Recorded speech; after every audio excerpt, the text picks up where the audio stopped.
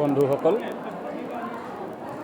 আগন্তুক যি বিধানসভা নিৰ্বাচন অনুষ্ঠিত হ'বলৈ গৈ আছে অহা 9 তাৰিখে, এই নিৰ্বাচনটোৰ প্ৰতি লক্ষ্য ৰাখি আমি যোৱা কেইদিনত বিশেষকৈ মনোনয়ন পত্ৰ দাখিল কৰাৰ পিছৰ পৰাই আমি তিয়ক বিধানসভা সমষ্টিত বিভিন্ন স্থানত প্ৰত্যেকখন পঞ্চায়তত আমি নিৰ্বাচনী প্ৰচাৰ অভিযানত অংশগ্ৰহণ কৰিছোঁ। ভাৰতীয় জনতা পাৰ্টি আৰু অসম গণ পৰিষদ দুয়োটা দলৰ আমাৰ আৰু গণশক্তি কেউটা দলে আমাক এই নিৰ্বাচনী প্ৰচাৰত সহযোগিতা কৰিছে আৰু আপোনালোকে দেখিছে যে কি ধৰণে ৰাইজ স্বতঃস্ফূৰ্তভাৱে ওলাই আহি এগৰাকী মিত্ৰজোঁটৰ প্ৰাৰ্থী হিচাপে আমাক কি ধৰণে মৰম চেনেহ আৰু আশীৰ্বাদ দিছে। আৰু এই কথা বতৰাবিলাকৰ পৰা আমি এটা কথা নিশ্চিত হৈছোঁ যে 9 তাৰিখে অনুষ্ঠিত হ'ব লগা যি বিধানসভা নিৰ্বাচন, এই নিৰ্বাচনটোত আমি তিয়ক বিধানসভা সমষ্টিত NDA প্ৰাৰ্থী হিচাপে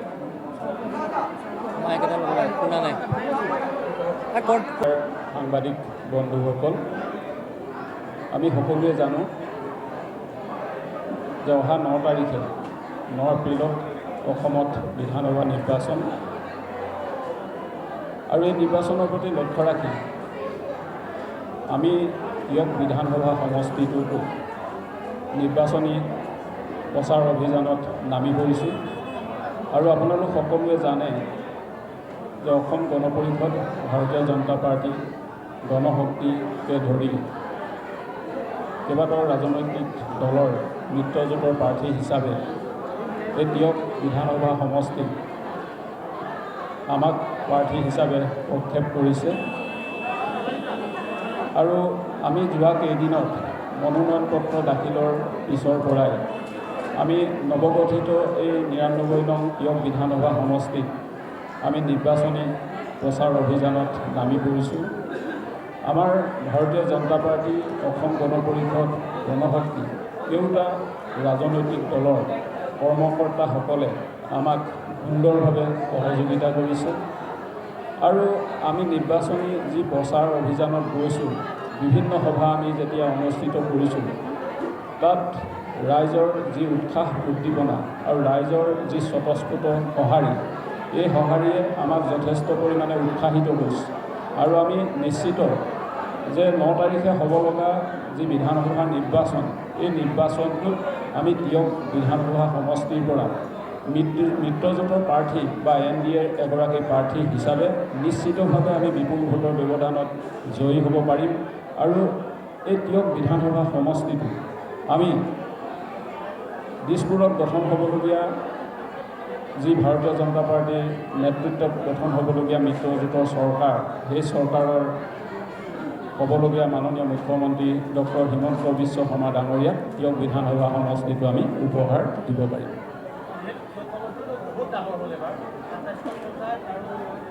যিটো নৱগঠিত তিয়ক বিধানসভা সমষ্টি, 99 নং তিয়ক বিধানসভা সমষ্টিটো, ইয়াত এখন মিউনিচিপেলিটি আছে আৰু 27টা পঞ্চায়ত আছে।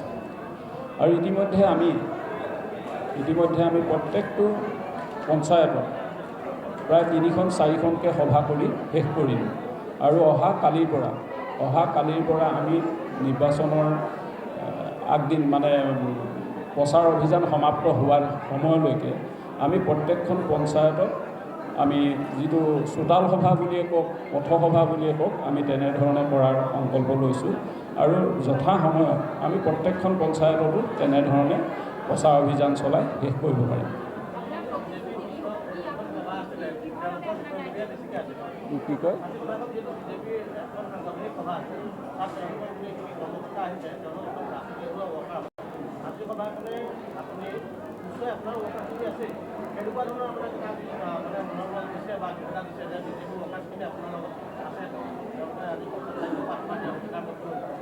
হয়, কাৰণ প্ৰত্যেকটো ৰাজনৈতিক দলৰ তৃণমূল পৰ্যায়ৰ যিসকল কৰ্মকৰ্তা থাকে, তেখেতসকলেই প্ৰত্যেকটো ৰাজনৈতিক দলৰ মানে শক্তিৰ আধাৰ বুলি কোৱা হয়। আমি অসম গণ পৰিষদ দলে আমি সদায় তেনেধৰণেই কওঁ। যোৱা সময়বিলাকত আমি যেতিয়া দলৰ পৰা প্ৰাৰ্থিত্ব লৈ আহিছোঁ, সেই সময়ৰ পৰা এই তিয়ক বিধানসভা সমষ্টিৰ অন্তৰ্গত ভাৰতীয় জনতা পাৰ্টীৰ বিভিন্ন পৰ্যায়ৰ আমাৰ কৰ্মকৰ্তাসকলে আমাক সুন্দৰভাৱে সহযোগিতা কৰিছে আৰু আমি তেখেতসকলৰ সহযোগত আপুনি কোৱাৰ দৰে অসম গণ পৰিষদ দলৰ কৰ্মকৰ্তাসকল আছেই আৰু অন্যহাতে ভাৰতীয় জনতা পাৰ্টী আৰু আমাৰ গণশক্তি দুয়োটা দলৰ কৰ্মকৰ্তাসকলৰ সহযোগতো আমি একত্ৰিত শক্তিয়ে তিনিওটা দলৰ কৰ্মকৰ্তাসকলৰ একত্ৰিত প্ৰচেষ্টা বা সমন্বিত প্ৰচেষ্টাৰ মাধ্যমেৰে আমি তিয়ক বিধানসভা সমষ্টিটোত নিৰ্বাচনী প্ৰচাৰ অভিযানত গৈ আছোঁ আৰু দেখিলে আজি ভাৰতীয় জনতা পাৰ্টীয়ে ইয়াতে পৃষ্ঠাপোষক প্ৰমুখ সন্মিলন অনুষ্ঠিত কৰিলে ভাৰতীয় জনতা পাৰ্টী একেবাৰে য'ত যিসকলে প্ৰকৃতাৰ্থত একেবাৰে তলৰ পৰ্যায়ত সংগঠনৰ নিম্ন পৰ্যায়ত ভোটসমূহ সংগ্ৰহ কৰে সেই স্তৰত আজি সভা অনুষ্ঠিত হৈ গৈছে আৰু ইয়াৰ পিছত আমি আশাবাদী যে যথেষ্ট সংখ্যক ইয়াতে গোটেই পৃষ্ঠাসমূহসকল দুটা মণ্ডলৰে আজি যি দেখিছে দুটা মণ্ডলৰ পৃষ্ঠাসমূহ ইয়াত উপস্থিত আছে আমাৰ খঙীয়া মণ্ডল আৰু ঢেকৰগৰা মণ্ডল গতিকে ইমান সংখ্যক পৃষ্ঠাসমূহ উপস্থিত থকাৰ পিছত নিশ্চিতভাৱে আমি আজি আকৌ এটা নতুন শক্তি পাইছোঁ আৰু আমি যথেষ্ট আশা কৰিছোঁ যে সকলোৰে সমন্বিত প্ৰচেষ্টা আমি অহা 9 তাৰিখে হ'ব লগা যিটো নিৰ্বাচন এই নিৰ্বাচনটোত আমি ভাল ধৰণে সফল হ'ব পাৰিম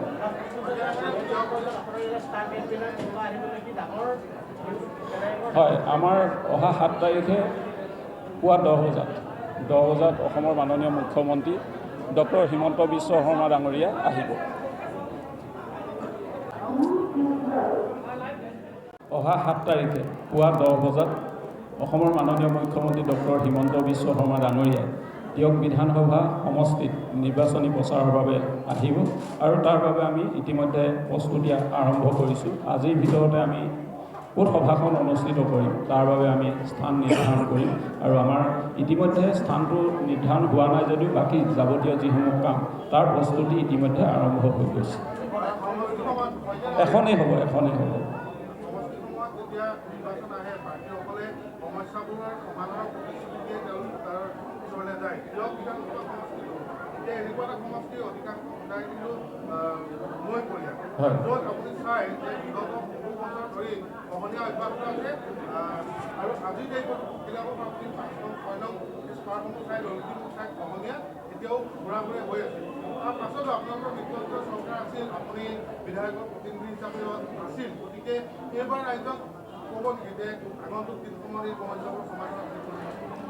নিশ্চিতভাৱে কাৰণ যোৱা সময়বিলাকত বিশেষকৈ সমষ্টি সীমা পুনৰ নিৰ্ধাৰণ কৰাৰ পিছত মই নৱগঠিত তিয়ক বিধানসভা সমষ্টিটোৰ অন্তৰ্গত বিভিন্ন স্থানত ঘূৰিছিলোঁ বিশেষকৈ আপুনি যিধৰণে কথাটো ক'লে যে ব্ৰহ্মপুত্ৰখন আমাৰ যোৰহাট জিলাৰ 65 কিলোমিটাৰ বৈ গৈছে আৰু এই গোটেই 65 কিলোমিটাৰ কিন্তু নৱগঠিত তিয়ক বিধানসভা সমষ্টিটোকে টাচ কৰিছে নিশ্চিতভাৱে এক ডাঙৰ প্ৰত্যাহ্বান আৰু আমি সমষ্টি সীমা নিৰ্ধাৰণ কৰাৰ পিছত যেতিয়া চৰকাৰী কামবিলাক আমাৰ নৱগঠিত সমষ্টিৰ আধাৰত হ'বলৈ গৈ আছিল তেতিয়া আমি সেই সময়তে আমি এটা সিদ্ধান্ত লৈছিলোঁ আৰু মই নিজেও ওতঃপ্ৰোতভাৱে জড়িত হৈ পৰিছিলোঁ আপুনি যিটো নিমাতীৰ পৰা একেবাৰে শেষৰ অংশলৈকে যিখিনি কথা কৈছে তাত আমি যিটো মথাউৰিটো বহু অংশ ভাল হৈ আছে কিন্তু বহু অংশ বেয়াও হৈ আছে আৰু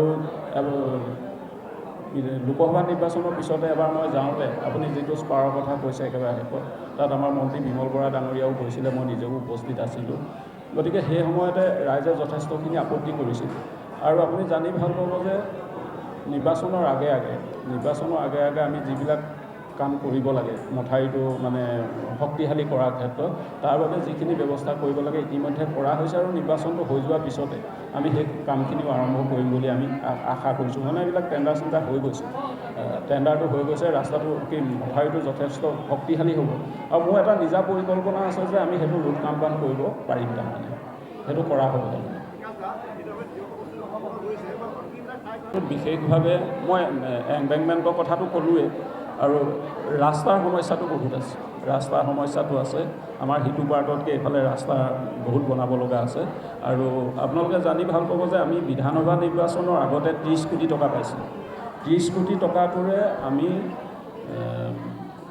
আমাৰ যোৰহাট পাৰ্টত যিকেইটা জিপি সোমালে তিয়কৰ পৰা যিকেইটা সোমালে এই জিপিকেইটাত মাত্ৰ 2টা অঞ্চল মিলাই আমি মাত্ৰ 7 কোটি টকা এটা দি দিছোঁ।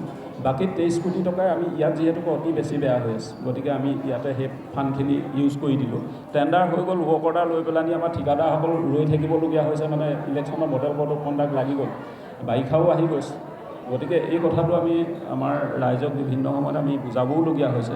গতিকে ইলেকশ্যনৰ পিছতে কামখিনি আমি ষ্টাৰ্ট কৰিব পাৰিম, আৰু বহুত জেগাত কাম ষ্টাৰ্টো হৈছে। আমি আধা আহিলা নকৰাকৈও বহুতত আমি কাম আৰম্ভ কৰাইও দিলোঁ সেই সময়তে, আৰু 2 এঠাইত অলপ কৰিব পৰা হোৱা নাই কিবাকিবি কাৰণত, মানে ৱৰ্ক অৰ্ডাৰ লওঁতে অকণমান দেৰি হৈ গ'ল, আনএছ মানি ডিপজিট কৰোঁতে কাৰোবাৰ অকণমান দেৰি হ'ল, তেনেকুৱা টেকনিকেল প্ৰব্লেমৰ কাৰণে ৰৈ গৈছে।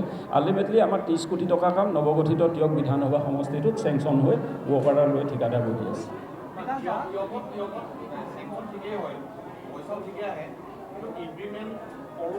নহয়, মই তিয়ক বুলি আপোনাৰ এক মিনিট মই কৈ আছোঁ আপোনাৰ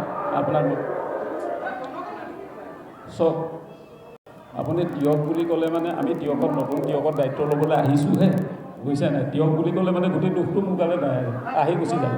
পূৰ্বৰ তিয়কটোত সেইটো কথা নাই হোৱা। পূৰ্ব কি কয় চব মোক লোকৰ কথা নুসুধিব, মোৰ নিজৰ কথাটো সোধক না, মই লোকৰ প্ৰশ্ন উত্তৰ দিবলৈতো গৈ থকা অহা নাই।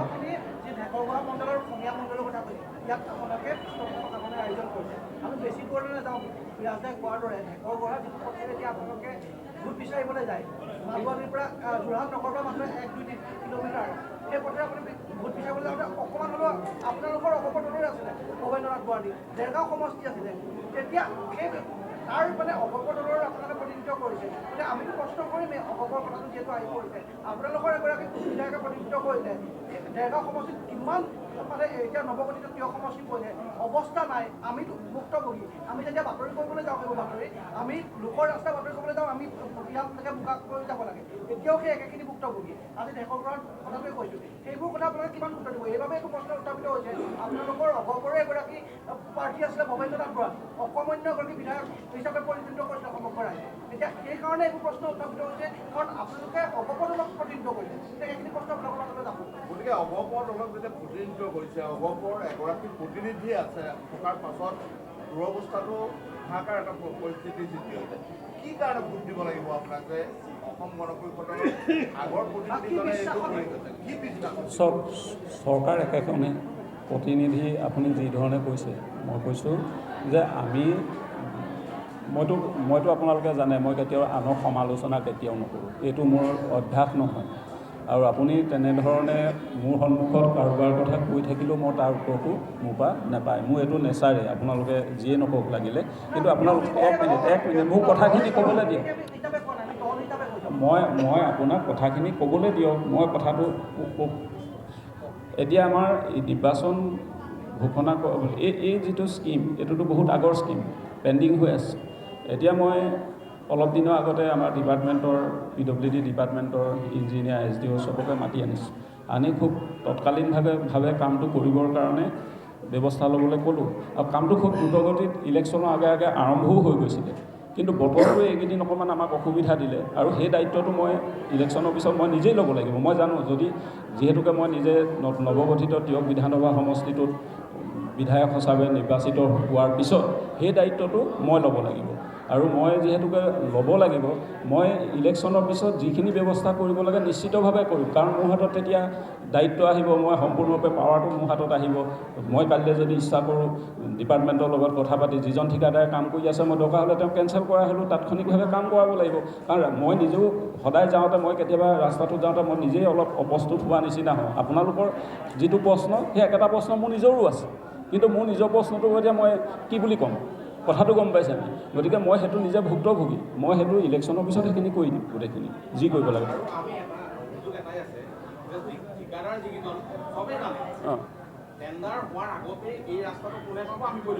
আচ্ছা,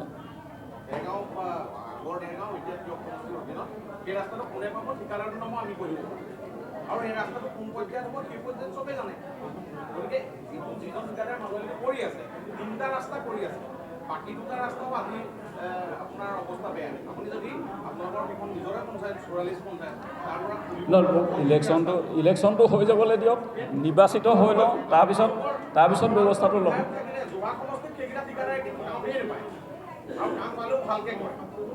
চাওক, বিষয়টোৰ লগততো মই জড়িত নহয়, মইতো নাজানো।